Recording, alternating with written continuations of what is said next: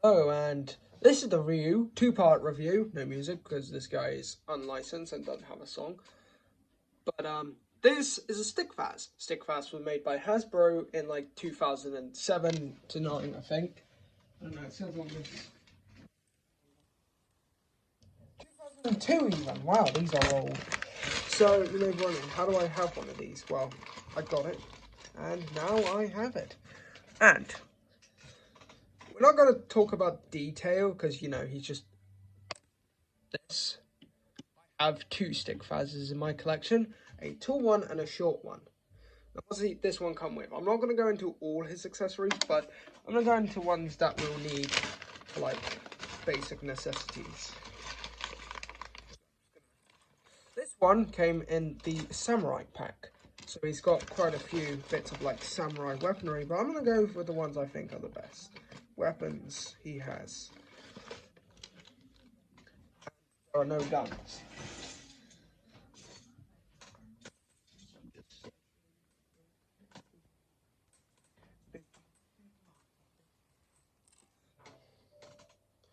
Okay, so we've got the parts. So, one of his, well, two of his accessories are these like knives, dual-wielding knives he has. Pretty cool looking. Actually got detail, which the handles will paint a different color.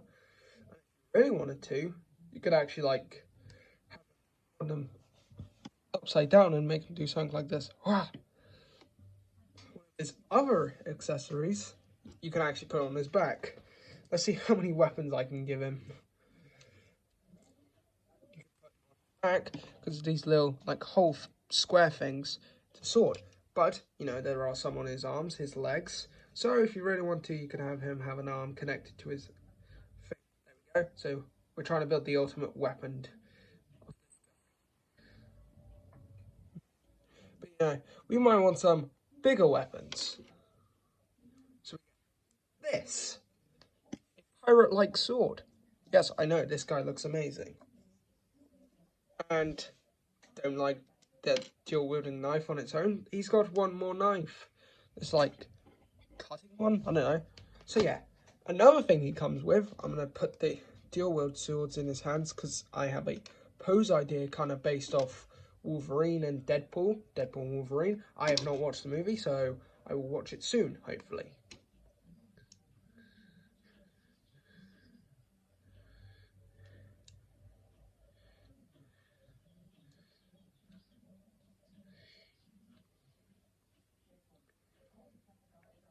I'm just posing with you guys.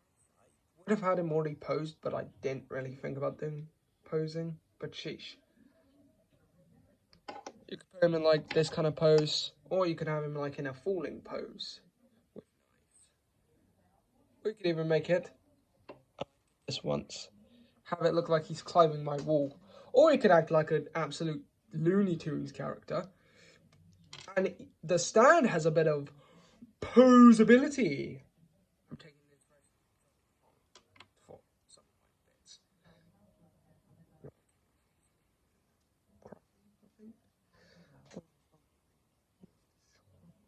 Plastic's never the strongest, especially this. So it's got a ball joint here, as you can see by this. Ball joint here, and ball joint here. So you can get it into different poses, or just have it straight as a stick. And you've got this piece where you could just plug them on straight into stand. So if you want them to have like one foot on the ground and look kind of like they've just been punched. And one more accessory. A lot of me is just going off screen to replace these accessories. If you don't want any holes in his body, except for his feet will always have holes, there's this one. You may be wondering, what's this torso for? Well, it's for splitting him in half.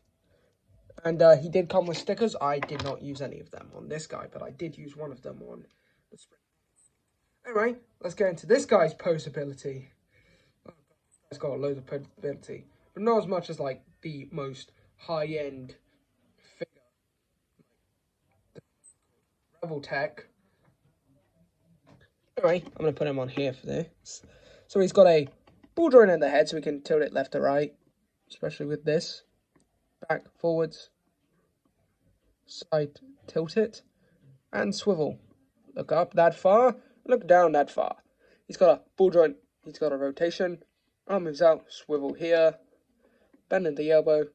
Also, a swivel. This guy's got a lot of ball joints, so you're going to be hearing that a lot. Another ball joint, so he can swivel. Ball joint at the wrist, so there's a swivel, and you could just rip off his hand. Don't know why you would want to. Maybe he's like, no. Hey, if you could print a school piece, he's got a ball joint at the wrist, so he can full 360. That he's got an ab crunch, but a bit of an arcing back. He's got a ball joint there, so he can do the splits or standing up splits.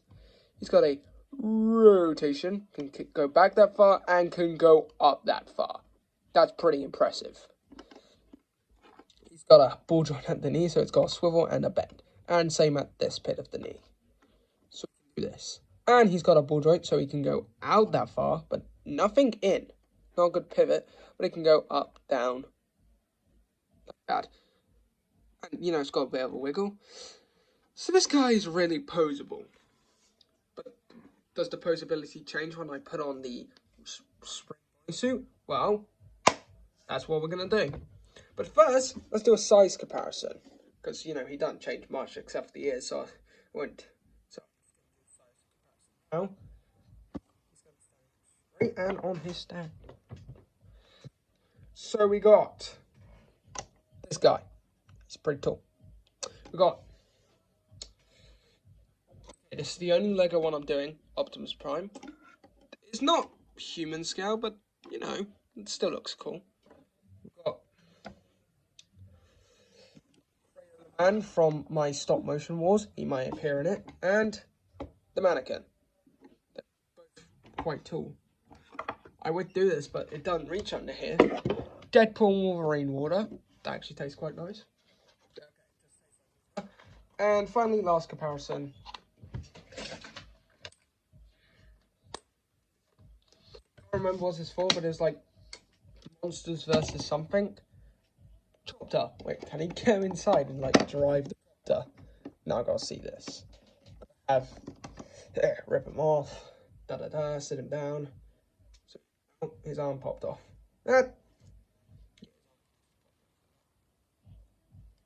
If I had a flight stand for this, also I'm working on a flight stand for Optimus, so I can put him in flight poses. Yep, he fits. I'll pop it away! Anyway, now it's time for the review of the Yellow Rabbit. Spring Bonnie, actually. No, the Yellow Rabbit's the withered one from the movie. This one is Spring Bonnie, just completely Spring Bonnie. Or his name might actually be the Yellow Rabbit, we don't know anyway. Anyway, time to go to part 2 of this review. And this is part 2 of the same review of the Yellow Rabbit costume I made. Everything's exact same, and you can even remove the helmet without taking this off. I say and then it didn't want to come off. Well, actually removing the whole body just to get the head off, because the jaw's not actually moves, so I didn't have to figure out how to make his jaw move. And, you know, who's going to spend all the time figuring that out? Not me. I used the eyes from the sticker pack from this, because, you know, I need to give him eyes and I'm not, like, colouring in eyes. I just took his eyes. If you really want to move it, you could have, like, made it so you could move it. Someone probably would do that. I'm the first person that I've seen to do this. And it's practically the same. Posability is limited by some parts, and as a special treat, I'm actually going to put him in a very iconic William Afton pose. Just put all that there. You can guess what it is before watching this. I don't know. Good job, I guess. And comment down below what you think this pose is. And I can tell you now, it's not from the movie, because why would I be removing parts? I know it's not from fan stuff, it's actually from the actual lore. You guys ready to see it? It's that one pose that Dave does in front of the child. I can't remember his name. The son of Clay Burton. If you haven't read the books, they're good. I've only read one of the actual mainline books, and I've read the Interpret book. Good book. I should make him a pulpit. But yeah, I actually will get one of the books. Twisted Ones. I might actually do a review on both the books. You know, because... Anyway, I hope you enjoyed this two-part review. Double review, basically. Of the Stickfas character. See you next time, and adios.